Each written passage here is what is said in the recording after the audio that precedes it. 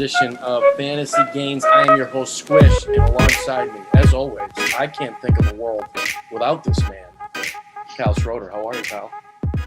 Doing good, sir. I'm glad that you feel that way about me. I feel the same about you.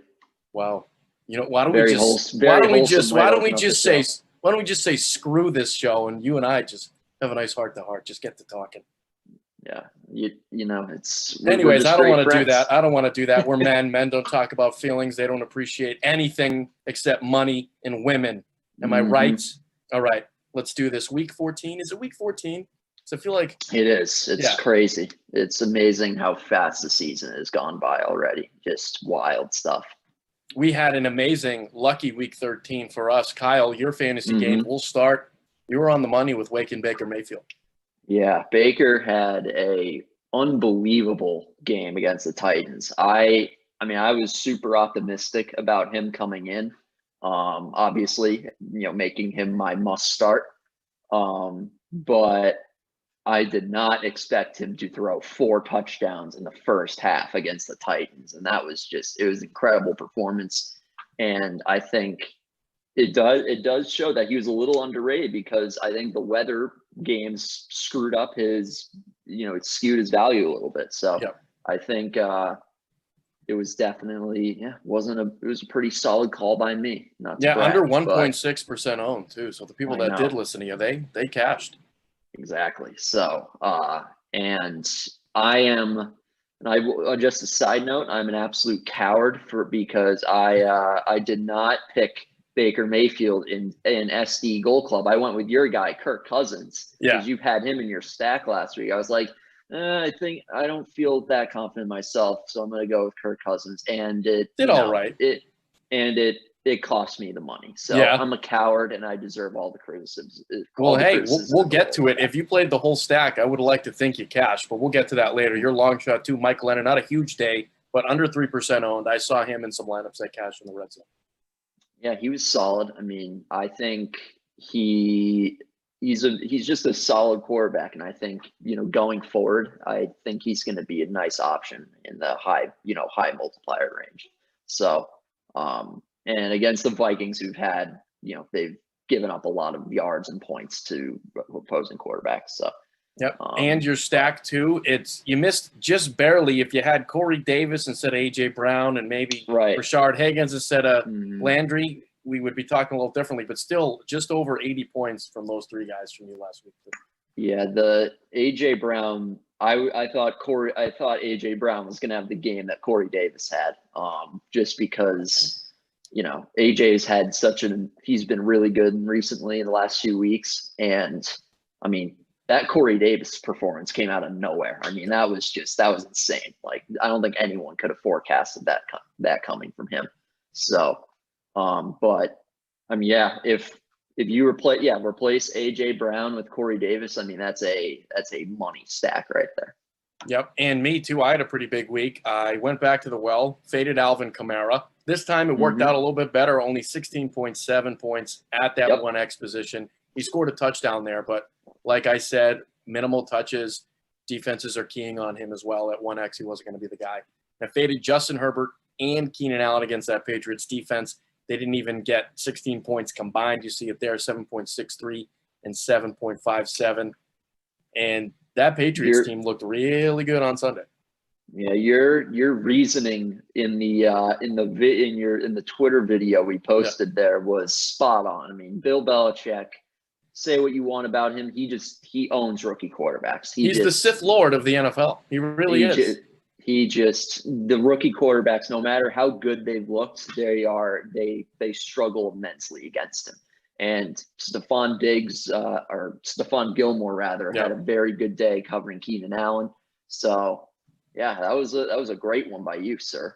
And my stack, Kyle, if you played this, maybe you would have cashed. I had Cousins, Justin Jefferson, and James Robinson combined. That's 92.16. That's a pretty hefty stack there. Yeah, not bad. I mean, James Robinson just continues to just be consistently productive, and I still don't really understand how he's doing it with the garbage team that he has around him, and he's a rookie that just came out of nowhere, but he continues to produce. And Justin Jefferson now, he's probably going to be the rookie of the year after the stinky performance by Herbert. I think that's going to be, I mean, he's right up there with Herbert now for the rookie of the year. So, and Bert's here. He's been doing it all year. So Bert's here in the Twitch chat. He's right. He owns rookie quarterbacks like I own beef freeways. If you don't know what that is, if you're not from the North Shore, you should. Roast beef, mayo, cheese, barbecue sauce. oof, Boom. that sounds amazing. Oh, yeah. I got some people yelling outside my window. That's fun. Anyways, let's get on to it. Week 14. Mm-hmm. Kyle, your must start. You had a big week last week. Let's see who you follow her up with. Right. So I'm going with a guy who's struggled a lot of the year. He's been kind of a disappointment for the Chicago Bears, but the last 2 weeks, he's been really good, and that's David Montgomery. Yeah. He is at 1.35x this week, so a nice solid value right there for you. And he had 24.8 fantasy points against the Packers, and then last week 25.1 fantasy points against the Lions. And the thing that sticks out to you, the big thing that sticks out with those two teams is they are the first and second worst run defenses against, or they're the worst defenses against running backs in the NFL this season.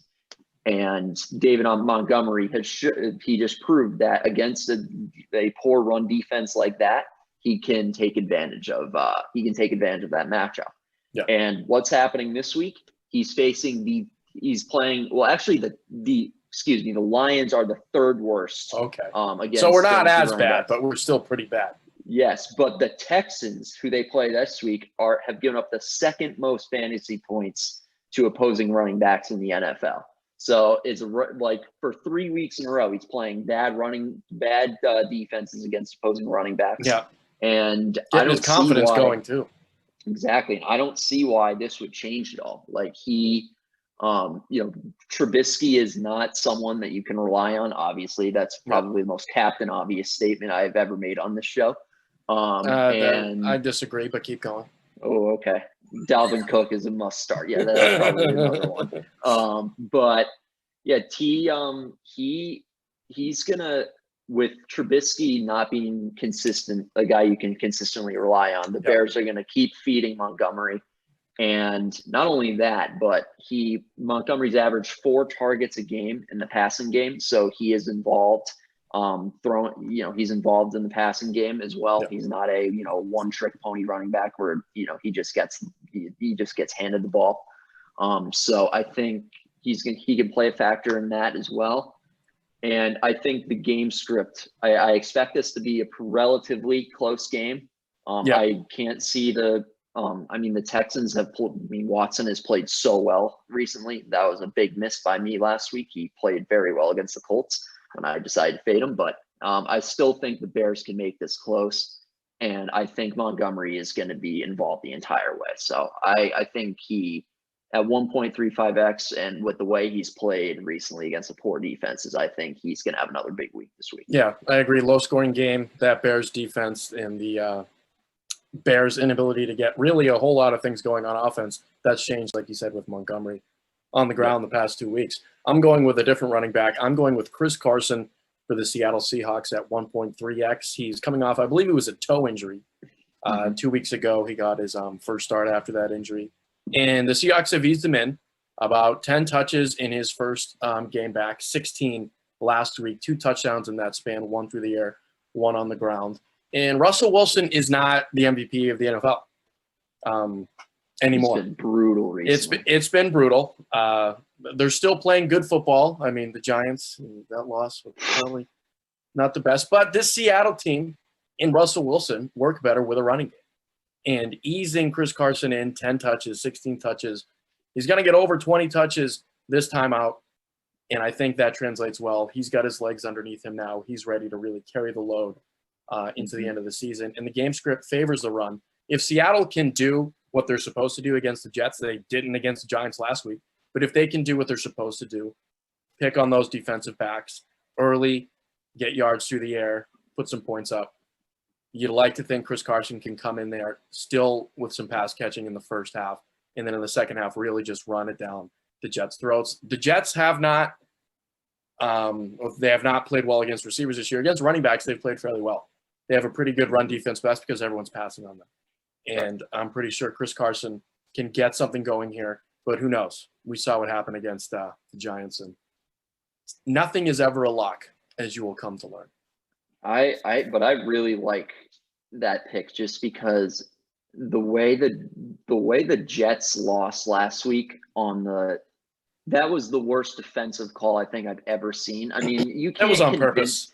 That was on purpose. You can't convince me that was not an intentional. That was not intentional. Them tanking. They said, "Hey, Greg, here's what we're gonna do. You're gonna blow this. We're gonna fire you. We're gonna give you a bunch of cash under the table, and everyone's happy." He doesn't want to be in the Jets. The Jets don't want to win that game. They want Trevor Lawrence, and everybody gets their back scratched. Exactly, and for that reason, with the Jets not wanting to win football games, I just think that in the way Seattle has played, they need to get on. They need to get themselves back on track here. And so I think this has all the makings of them getting up big and then give it to Chris Carson in the third and fourth quarter and just have him go off. Yeah. And Bert, you're right. Henry Ruggs is just that good. I am on recording saying that I believe Henry Ruggs is going to be the best wide receiver of all time. I also said that about Odell Beckham Jr. I also probably said that about Bethel Johnson when he was in the Patriots uniform. So what do I know? Bethel Johnson, great kick returner, but not so good as receiver. Henry Ruggs can look great when you do a cover zero blitz in a Hail Mary situation. Don't talk one-on-one poorly coverage about my man Henry Ruggs the third. Okay, it's like, congratulations, Harry! You ran in a straight line really fast when the defensive coordinator on the other team sent the entire damn team after your quarterback. You know what you said? You know what you said? You said, good for you, Harry. Running in a straight line. His name's Henry Ruggs, and I think you're just thinking about N'Keal Harry stinking it up for the Patriots. Anyways, Kyle, who are you fading? Kyle, our producer is reminding me he had a touchdown. Yes, good for him. He can really take that to the bank with him into free agency in a couple of years. Yeah, Harry was on my brain. I meant to say Henry.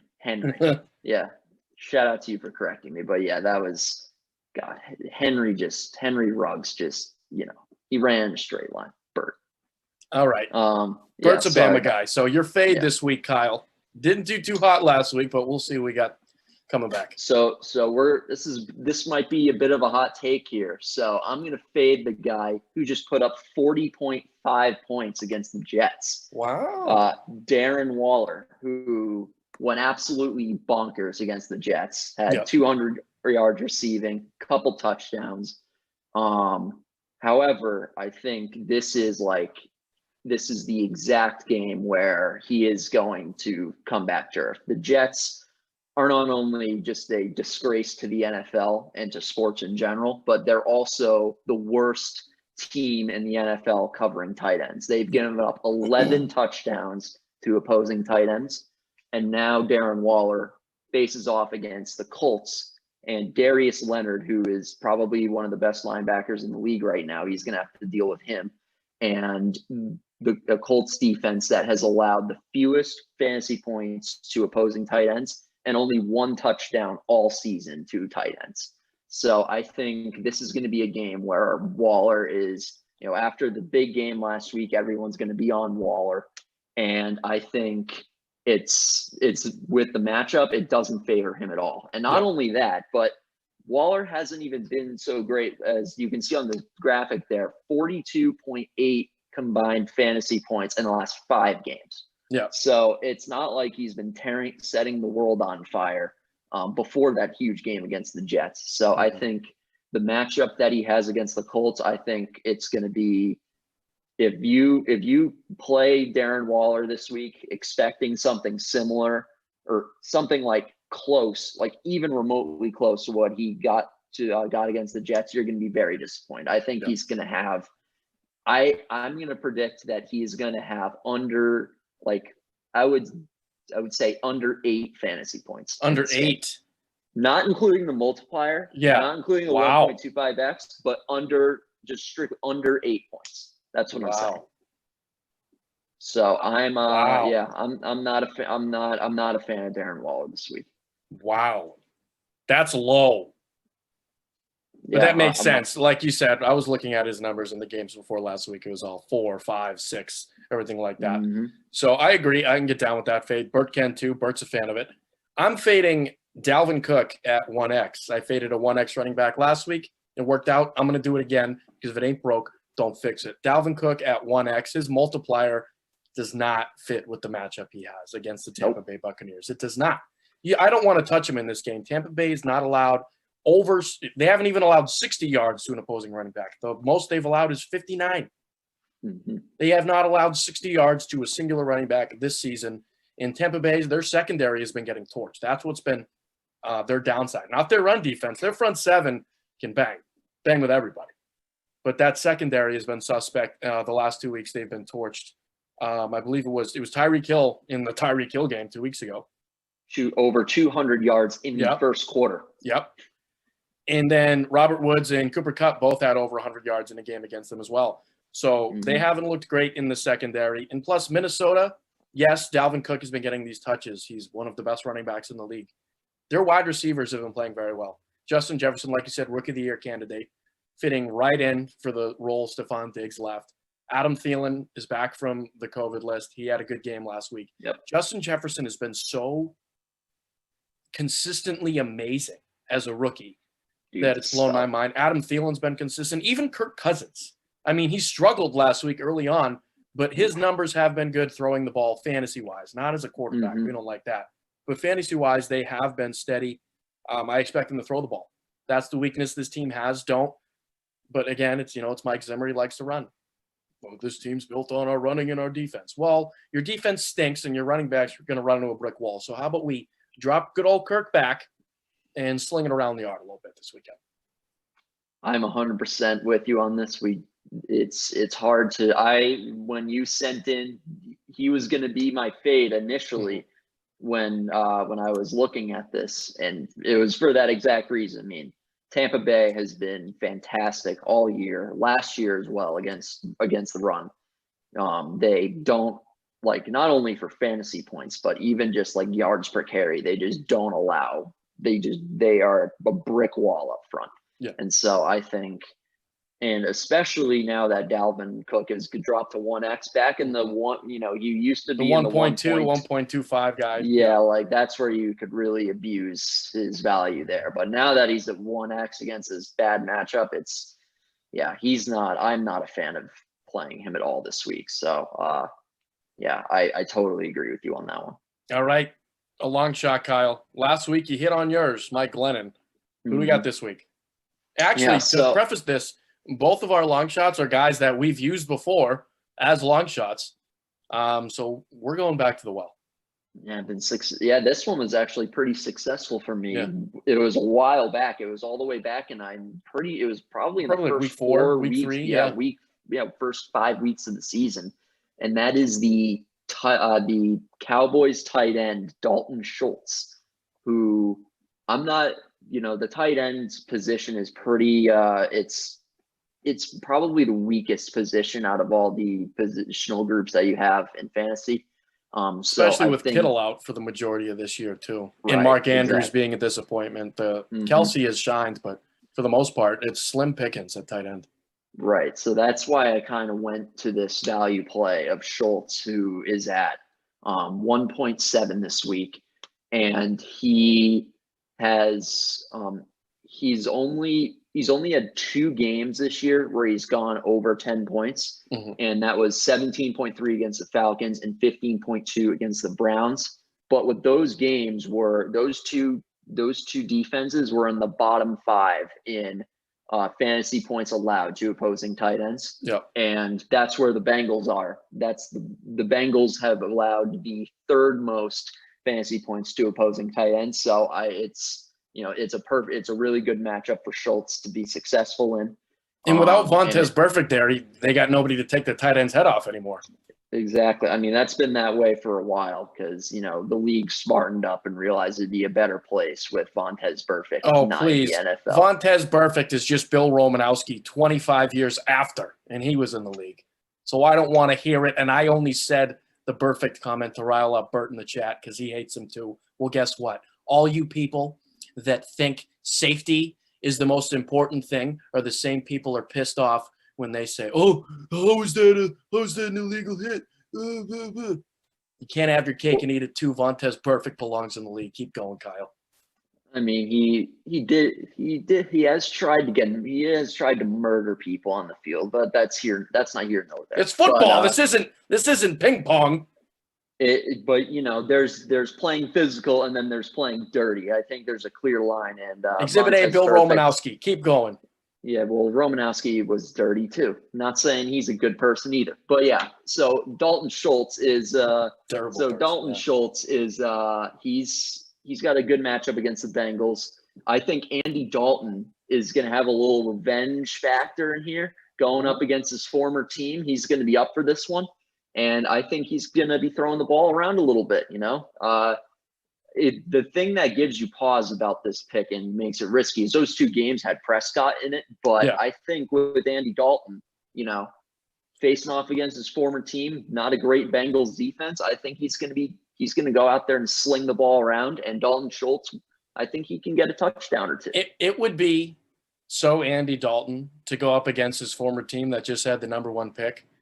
But he's playing against the backup, and he loses to the backup of the Cincinnati Bengals. That would be the most Andy Dalton thing I can think of. And honestly, I'm rooting for it. I know should be rooting for your play, but I really hope Andy Dalton loses it to the Cincinnati Bengals backup in his first meeting against his old team. I have faith that Andy Dalton, from all the hate that he got in Cincinnati, he's going to put all that energy and the hatred that he's got into this game, and he's going to have a big game. And especially after the disappointing performance against the Baltimore Ravens. So they're going to be motivated to come out, and he's going to throw the ball a little bit. So I think, and also Bengals 822 receiving yards allowed to opposing tight ends. That's the most in the NFL. So I think this is going to be a good week to play Dalton Schultz at your tight end spot. And Bert says he likes Denzel Mims as a long shot, and I agree. I actually put him in. Maybe we'll see that in an X Factor post this week on SuperDraft. Maybe. I like that play too. I'm going to Darnell Mooney. I didn't work out for me the last time, so I'm just going to do it again because not only is Darnell Mooney due for a big game, I'm due for a long shot. I can't remember the last time I hit one. I don't know if I even did, and I'm pretty sure if I hit a long shot is because I fudged the numbers and I control the narrative. 7.8 targets per game in his last 5, only 3.8 catches in that span, but he only needs to connect on one deep ball to get that value at 1.75x. And Houston has been burned by receivers a lot like Mooney in the past few weeks. Speedy wide receivers, T.Y. Hilton, what he did last week, and Damiere Byrd, of all people, 3 weeks ago. He had a huge game against Houston, so I don't see any reason why Darnell Mooney can't find the end zone on an 85-yard touchdown pass. I'll back you up. I'll back you up on that. I think the Bears could set up they'll be able to run the ball well with my guy David Montgomery. There you go. Sets up the play action and sets up a big play down the field. That's a 5-head play for a touchdown. That's a 5-head play right there. Exactly. That's what's I think that's what's going to happen.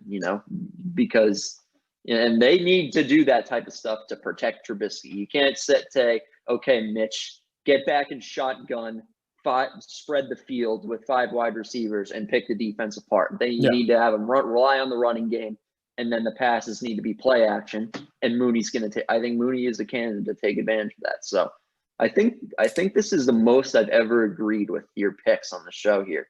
I feel like you did a very nice job. You know what that means? Fade all of my picks.